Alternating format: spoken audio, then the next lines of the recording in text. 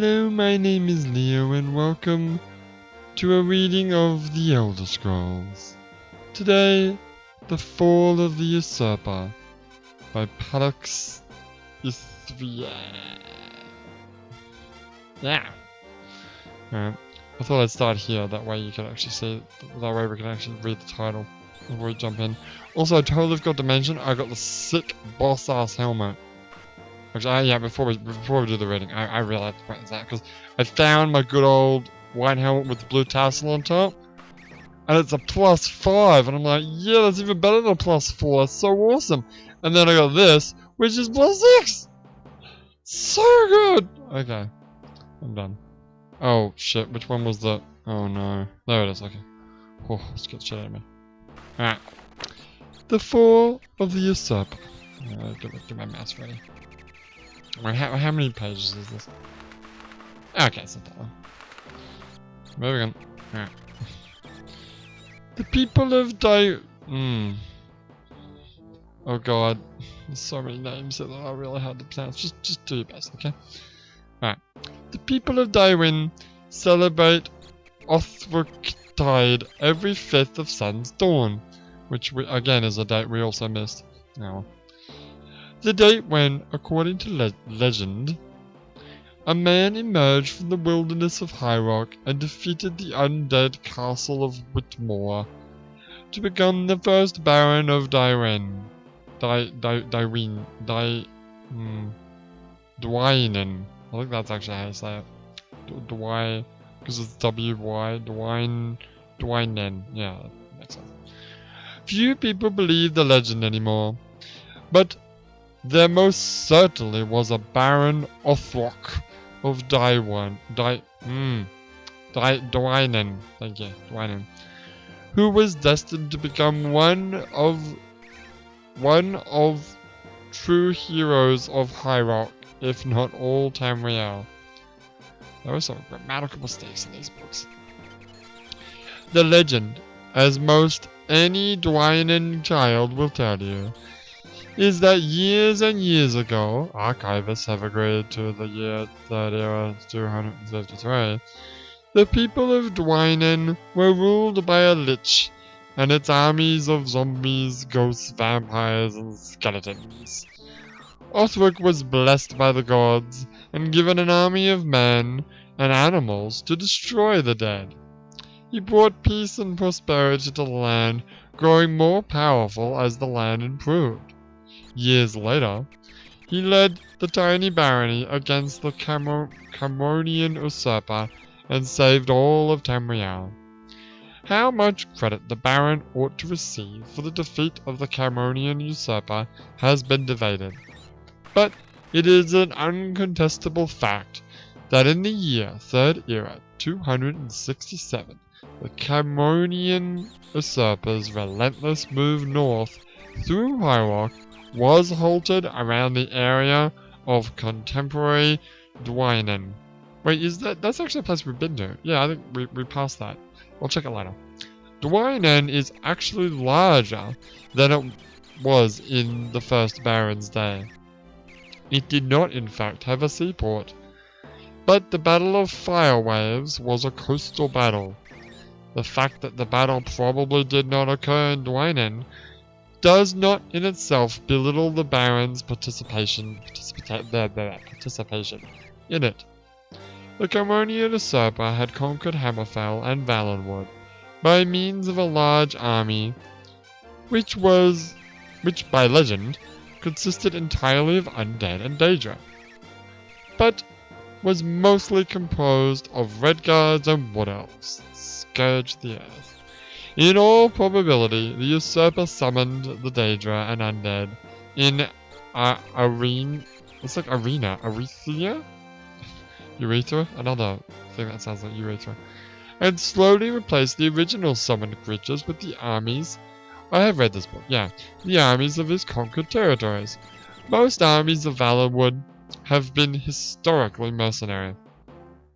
Word of the Usurper's conquest reached High Rock in early 266, but preparations to repel the invasion did not begin until early the following year.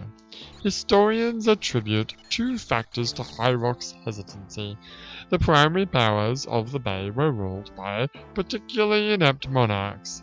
Wayrest and Sentinel both had kings in their minority, and Daggerfall was torn by contention between Helena and her cousin Judith. The Lord of Reich Gradkep, now Anticlair, which I remember that place, we went past that, was deathly ill through 266 and finally died at the end of the year. There were, in short, no leaders to unite the province against the Usurper. Of the leaders with any influence, at least 8, the 8 traitors of legend, made secret allegiances with the Usurper to protect their lands. The second reason for the lethargy of High Rock had to do with the depth of relations between the province and the Septim Empire. For the first time since the beginning of the dynasty, an emperor ruled Tamriel who was neither Breton nor had spent any of his childhood in High Rock. The difference between Selphorius II and his cousin Uriel IV. Hey, I think this is related to what we heard about the madness of Pelagius. Kind of, yeah. Who preceded him, was appalling to the people of High Rock. Even mad emperors like Pelagius III, oh there you go, revered the Bretons over all other races, and cousins and younger siblings of the emperors have ruled in High Rock since the foundation of the empire. Selphorius was a Nord, with Skyrim and Morrowind sympathies. The attitude of the common men of High Rock was sympathetic towards the Camonian Usurper as an arch foe of this hated emperor. That's the last page. Okay. The Baron and his less legendary allies, the rulers of Yaklon, Phrygia, and Cambria, I think I went past that place too, changed this favourable perception. News of the Usurper's barbaric treatment of captors and abuse of conquered lands, mostly true, spread rapidly through their territories, and then to other neutral lands within a few months. The greatest navy ever combined, organized along the High Rock edge of the Iliac Bay. Only the navy of Uriel V's ill-fated invasion of Akavor was comparable. How the combined forces of High Rock defeated the endless army of the Camonian Usurper is certainly worthy of a lengthy book in and itself, and perhaps it is best left to the public imagination.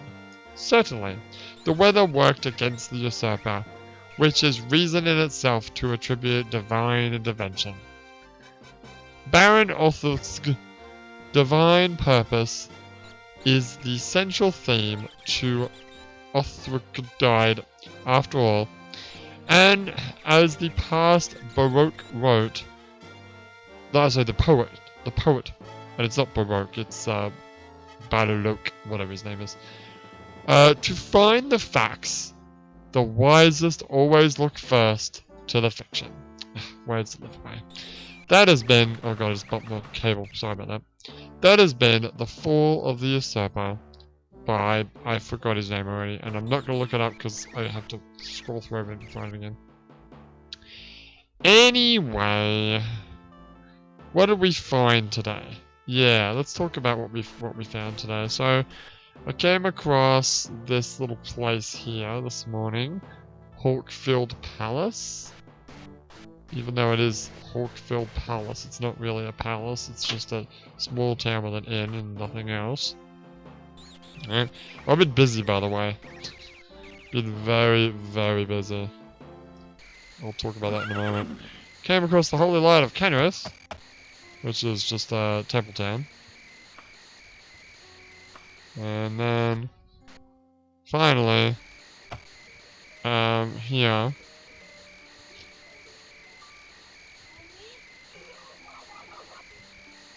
Yep, and then we finished the day somewhere. Where are we right now?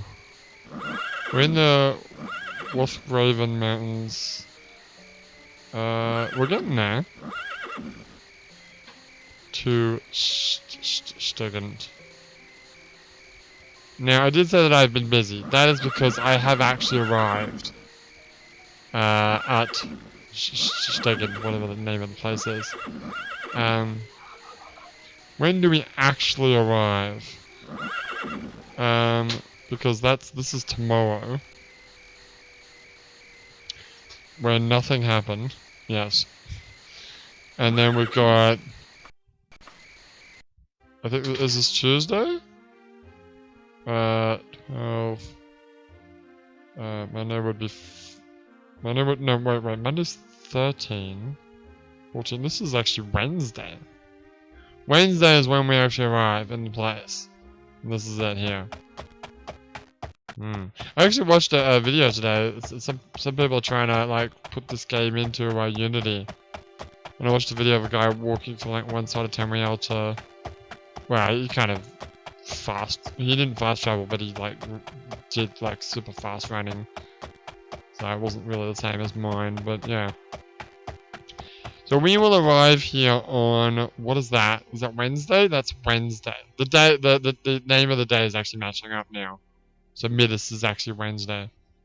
Because if you go back to today, you'll notice that it says Sadness.